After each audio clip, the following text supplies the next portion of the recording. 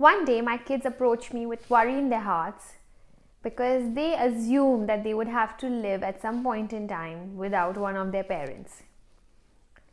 Now, this is a very natural worry for very young children, especially when they overhear of someone else's passing. But there are adults who live with this worry too. I have a very simple analogy that I like to quote for this. When you look at a tree, it's full of multifarious green leaves. But ultimately, the green has to turn into yellow and then brown and then shed. Isn't this the most natural transition of life? And we can't do anything about it. We have no role to play in it. We all will shed at some point in our time.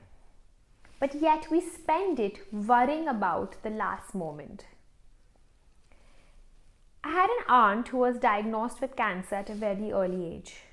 The doctor prescribed a certain amount of time she had left to live.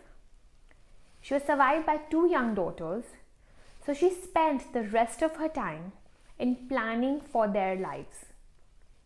She planned for every phase of their life, including their wedding, including what she wanted to give in their trousseau, so that they wouldn't really miss their mother's presence. What I learned from this incident was, aren't we all in waiting for the end of the rest of the time we have in our hand?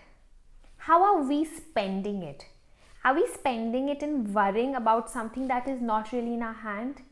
Or are we utilizing our time in planning, in preparing for the future that we have? In using that time to make the best of the time that we have been provided with? How are you utilizing the rest of your time while you are in waiting? Do share with me in the comment box below. I would love to hear from you.